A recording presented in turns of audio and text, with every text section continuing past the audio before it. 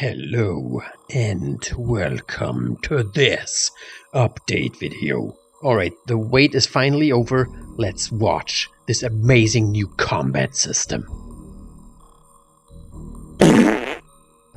Yeah, that didn't happen. So one thing I've learned from game development is that whenever you have a very integral system that is pretty much the heart and soul of at least one major gameplay aspect, you don't want to just jump ahead and make whatever, but instead you want to take extra time and plan everything out as much as possible so you run into the least amount of obstacles along the way. So this week I pretty much spent the majority of that on planning out this entire system, because it goes into very specific details about character attributes and the way abilities work, how many weaknesses characters have, the amount of spells and abilities, and magic types and whatever. So there are many aspects. So instead of showing you the finished combat system, which I can't, instead I wanted to show you some other aspects of the RPG. So one thing I wanted to focus on before I jump into all the abilities and classes and whatever are the magic types this game will feature. Right from the beginning I was kind of sure that there is no way I would go with the traditional 4 element types which have different types of magic stuff, whatever, because that really doesn't fit the unloved theme or the pen and paper RPG at all. So instead I kind of went ahead and made my own magic types for this game.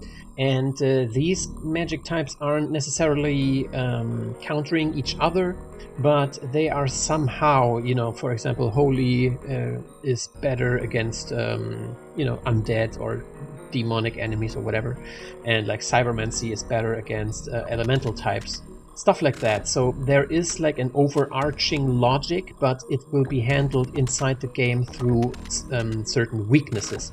So enemies will, I want this to be consistent, so these weaknesses will all make sense and they will be consistent throughout enemy types. So for example, an elemental type of enemy that uses lightnings can be countered by another elemental magic using water. But there are many different types of like blood magic, death magic, cybermancy, or spiritual magic that can also give more variety to the entire magic system, and not just only like water magic, earth magic and stuff like that. Alright, so with the magic system come also the classes of the game. Now these are the base pen and paper classes, which I will probably not really use, but they are my basis to jump off from in terms of like the gameplay, because I want to have many more classes, and I'm really interested in the Final Fantasy style of characterization or character whatever, customization, where you can select certain jobs for a character. In the pen and paper game you could also mix and match classes, so this would also fit my original idea. And I really like the idea that you can just switch characters into different roles for combat and stuff like that. So I'm not sure if I want to go with the originals, but at least I wanted to show them.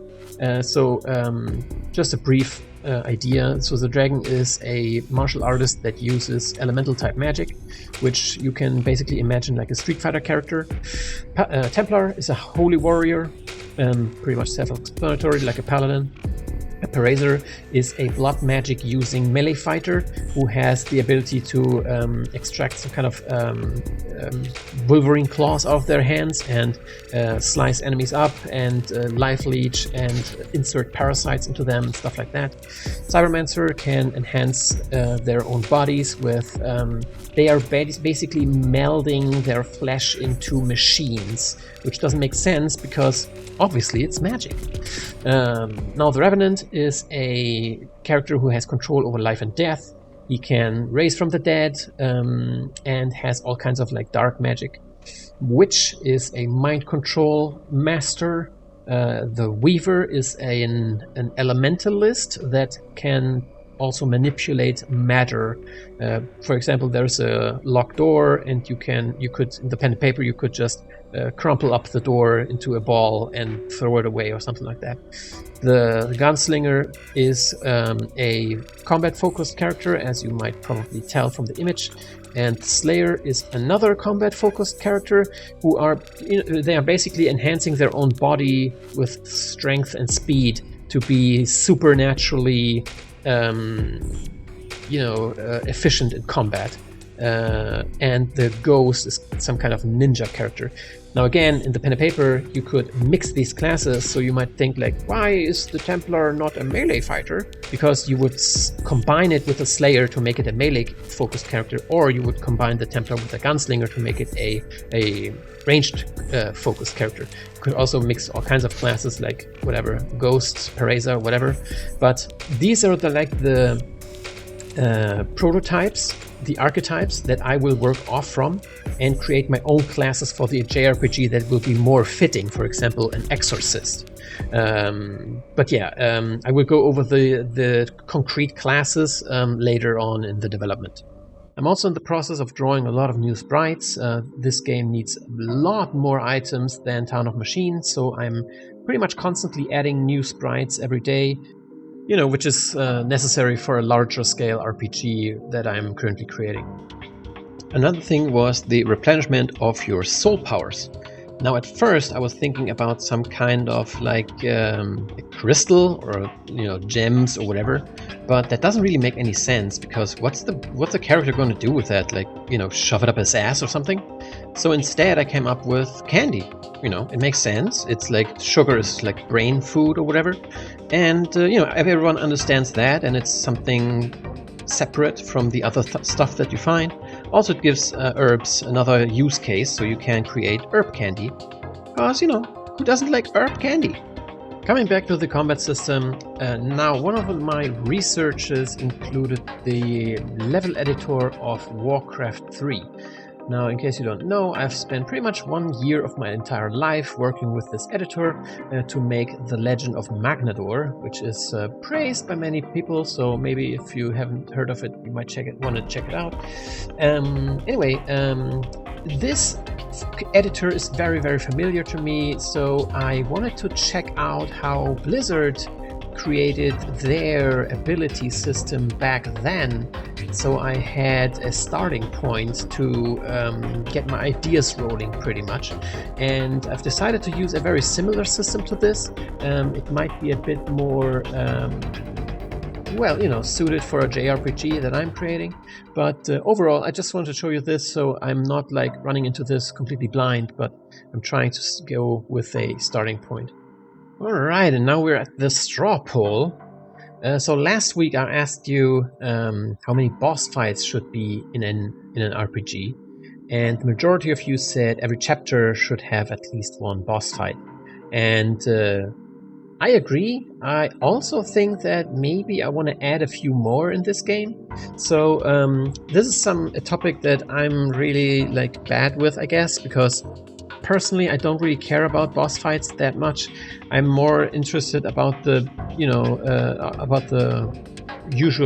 the regular combat where you fight enemies over and over, so I want to focus that those enemy types are interesting enough to keep players playing and encounter all kinds of different enemy types that are interesting to fight on their own. But also, I understand that many people like boss fights, so I'm also considering adding a lot of boss fights to the game.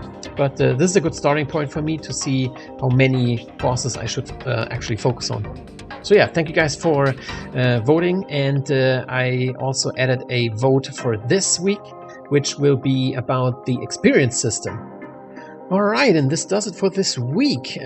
Sorry that I couldn't show anything more substantial, I guess, but sometimes there's a lot of theory work going on in the background, and usually I feel kind of bad about it because I feel like when I'm not actually working on the game, I'm not making any progress.